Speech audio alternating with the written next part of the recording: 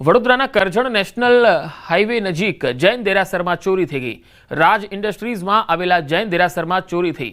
શાંતિનાથ દિગંબર જૈન દેરાસરમાં ચોરીની ઘટના બનતા ચકચાર મચી ગઈ। ચોરીની ઘટનાને લઈને કરજણ પોલીસ ઘટના સ્થળે પહોંચી ગઈ હતી। દેરાસરમાંથી મૂર્તિઓ સહિત 27 કિલો જેટલી ચાંદીની ચોરીનો અંદાજ છે। ચોરીનું પગેરું શોધવા ડોગ સ્ક્વોડની પણ મદદ લેવામાં આવી રહી છે। દેરાસરમાંથી અંદાજિત 40 લાખ ઉપરાંતની ચોરીને લઈને ચકચાર મચી ગઈ। 8 માસ પહેલા પણ આ જ દેરાસરમાં ચોરી થઈ હતી। પોલીસે ભેદ ઉકેલ્યો હતો, પરંતુ ફરી એ જ દેરાસરમાં ચોરીની ઘટના બની।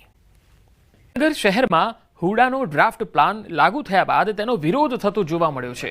હુડામાં સમાવિષ્ટ 11 ગામના સ્થાનિકો દ્વારા વિરોધ દર્શાવવામાં આવ્યો છે। 11 ગામના સરપંચો અને ગામના આગેવાનો દ્વારા એક કમિટીની રચના કરાઈ છે અને અર્બન ડેવલપમેન્ટ ઓથોરિટી સમક્ષ વિરોધ કરવાની શરૂઆત થઈ ચૂકી છે। ઉલ્લેખનીય છે કે વર્ષ 2015માં હિંમતનગર અર્બન ડેવલપમેન્ટ ઓથોરિટી લાગુ કરાઈ, પરંતુ તે સમયે 11 ગામના લોકો દ્વારા વિરોધ કરાયો, જેને લઈને તે સમયના મુખ્યમંત્રી આનંદીબેન પટેલ દ્વારા હુડાના અમલીકરણને સ્થગિત કરાયું। ત્યારબાદ ફરી એકવાર હિંમતનગર શહેરમાં હુડાનું અમલીકરણ થવા જઈ રહ્યું છે, તે પૂર્વે જ વિરોધનો વંટોળ શરૂ થયો।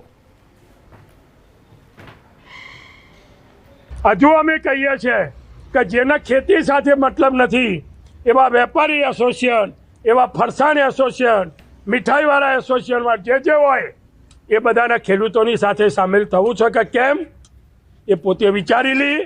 બાકી એસોસિએશનોમાં બિલ્ડર એસોસિએશન અમારી સાથે સામેલ છે। ગઈકાલે એના પ્રતિભાવ આવી ગયા છે। અમારે તો એક જ મુદ્દો છે, હુડા ના જોઈએ, ના જોઈએ ને ના જોઈએ। અહીંયા અત્યારે વધારજીઓ આપવા માટે ભેગા થયા છીએ। અમારી વધારજીઓ તૈયાર કરી અને જવાબદાર વ્યક્તિને અમે બહુમારી ભવનમાં આપવાના છીએ। આ હુડાથી આ ખેડૂતોનું પારવાર નુકસાન છે। દરેક ખેડૂતો પોતે કાયદો સમજ્યા બાદ એક નિર્ણય પર આવ્યા છે કે હુડા રદ કરાવવું છે। જે પણ વાતો આજ દિન સુધીની થઈ છે એ વાતોનો ખુલાસો કરું તો અમે જે 20,000 એકર જેટલી જમીન આ 11 ગામની અસરગ્રસ્ત છે, તો આ 20,000 એકર જમીનના મૂળ માલિકો ખેડૂતો છે।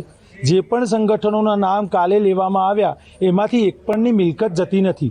હાલના તબક્કે અમને 35 જેટલા સૂચનો મળ્યા છે, એને પણ અમે ધ્યાને લીધા છે અને હજી પણ જેટલા પણ લોકોને દરેક ગ્રામ્ય કક્ષાએ પણ હું અપીલ કરું છું અને શહેરી કક્ષાએ પણ કે જેને પણ પોતાના સૂચનો આપવા હોય, અમે તમામ સૂચનો આવકારવા માટે તૈયાર છે અને આપના સૂચનો માટે અમે આપનું સ્વાગત કરીએ છીએ। 7th ડે સ્કૂલ ઓફલાઈન શરૂ કરવા રજૂઆત થઈ છે। સ્કૂલ ઓફલાઈન શરૂ કરવા માટે વાલીઓએ રજૂઆત કરી, ડીઈઓને વાલીઓએ રજૂઆત કરી છે। ડીઈઓએ ઝડપથી શાળા શરૂ કરવા ખાતરી આપી। વિદ્યાર્થીઓના શિક્ષણને લઈને સરકાર ચિંતિત છે તેવું ડીઈઓનું માનવું છે। ઝડપથી ઓફલાઈન શિક્ષણ શરૂ થશે, વાલીઓની માગણીને ધ્યાનમાં લઈને કામ કરાશે। આમાં સાહેબે અમને ખૂબ સમર્થન આપ્યા છે, અમારી બાતોને અને સહકાર આપ્યા છે અને અમને એશ્યોરન્સ આપ્યા છે કે 6 દિવસની અંદર 10મા 12મા અને આનાથી લગતા 1-2 દિવસની અંદર બાકીના ક્લાસો આ સ્ટાર્ટ કરશે અને આમની જે બી પ્રશ્નો સ્કૂલ તરફ છે આ સાઈડમાં મૂકીને જોડે ચાલશે।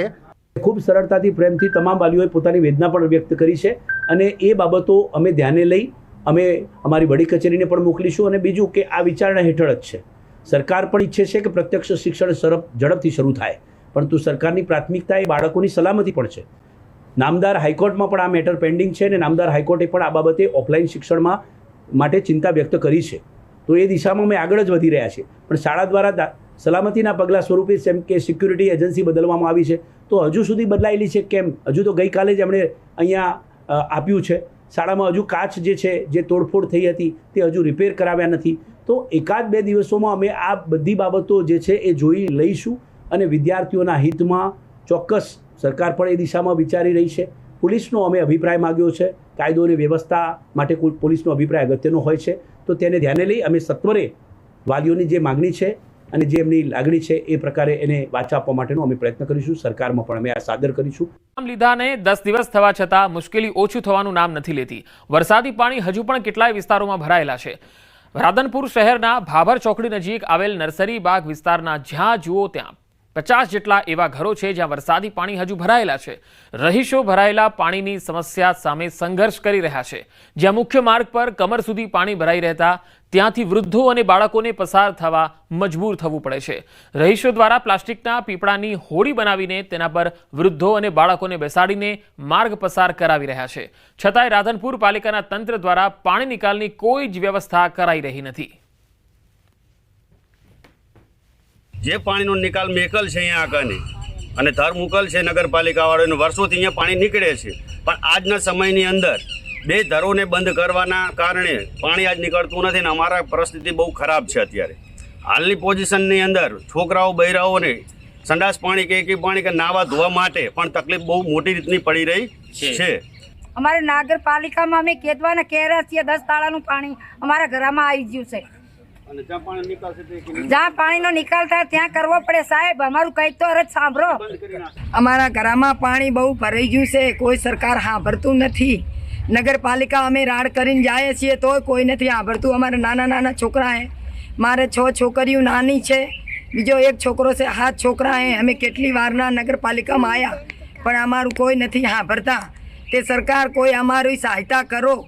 રાધનપુરની અંદરમાં નર્સરી બાગ, બાબોરતાન રસ્તા, એના જોડમાં કેનાલ પડે છે, એના પાછળ માધવ સિટીમાં, બરાબર, એમાં અત્યારે 2 ફૂટ ઘરામાં પાણી ભરાઈ ગયું છે, બરાબર. અમારી કોઈ વિનંતી છે, કોઈ સાંભળતું નથી નગરપાલિકાવાળા, અને અમારી સાહ સાકર કોઈ આપતા નથી, બરાબર. તે અમારી એક સાહ સાકર આપો અને લઈ કરી અને કંઈક તમે જોવા આવો, કંઈક તપાસ કરો કે આ કેટલે પાણીમાં બેઠા છીએ, બરાબર. ભાઈ તે અમારી નગરપાલિકાને વિનંતી છે, જાય છીએ તો કોઈ સાંભળતા નથી. મહત્વપૂર્ણ ખબરથી સુરતમાં ભારે વરસાદના અહેવાલ છે. ધોધમાર વરસાદને પગલે સર્વિસ રસ્તાઓ પર પાણી ભરાઈ ગયા છે. ઉધના 3 રસ્તા પાસે વરસાદી પાણીનો ઘેરાવ થયો. રસ્તા પર વરસાદી પાણી ફરી વળતા લોકોને ખૂબ જ હાલાકીનો સામનો કરવો પડ્યો. અનેક વાહનો બંધ પડી જતા વાહન ચાલકોને હાલાકી. આ તસવીરો જોઈ શકો છો, સુરતથી આવી રહી છે. ઉધના 3 રસ્તા પાસે વરસાદી પાણીનો ભરાવો થયો છે. સુરતમાં મેઘરાજાની તોફાની ઇનિંગ જોવા મળી રહી છે. હવામાન વિભાગની પણ આગાહી છે કે હવે 3 દિવસ સુધી વરસાદની સંભાવના રહેશે. ખાસ કરી દક્ષિણ ગુજરાત અને સૌરાષ્ટ્રના ભાગોમાં અને મધ્ય ગુજરાતના પણ કેટલાક ભાગોમાં છૂટાછવાયા વરસાદની સંભાવના છે. સુરતમાં આજે સવારથી જ વરસાદી માહોલ જોવા મળ્યો અને બપોર બાદ ધોધમાર વરસાદ શરૂ થઈ ચૂક્યો છે. ઉધના 3 રસ્તાથી જે તસવીરો આવી રહી છે તમે જોઈ શકો છો કે મુખ્ય રસ્તા અને આજુબાજુના જે સર્વિસ રોડ છે ત્યાં પાણી ભરાઈ ગયા છે, જેના કારણે વાહન ચાલકોને પસાર થવામાં ખૂબ જ હાલાકી પડી રહી છે. અનેક વાહનો બંધ પડી ગયેલા જોવા મળ્યા. તો સુરતમાં ભારે વરસાદને પગલે ઠેર ઠેર વરસાદી પાણી ભરાયાની સ્થિતિ સામે આવી રહી છે. ધમાકેદાર બેટિંગ મેઘરાજાની જોવા મળી રહી છે. અડાજણ, અઠવા, રાંદેર, ડુમસ, વરાછા, ઉધના વિસ્તારમાં વરસાદ ધીમી ધારે શરૂ થયેલા વરસાદે પોતાની ગતિ વધારી છે. 2 અલગ અલગ તસવીરોમાં જોઈ શકાય છે. વરસાદને લઈને લોકોને ગરમીથી પણ રાહત મળી છે, કારણ કે 3 દિવસ જ્યારે વરસાદે વિરામ લીધો હતો ત્યારે બફારાનો માહોલ હતો, ગરમી પણ વધી ગઈ હતી. ત્યારે આજે સુરતમાં જ્યારે વરસાદ શરૂ થયો ત્યારે વાતાવરણમાં હવે ઠંડક ફેલાઈ ગઈ છે, ગરમીથી રાહત મળી છે.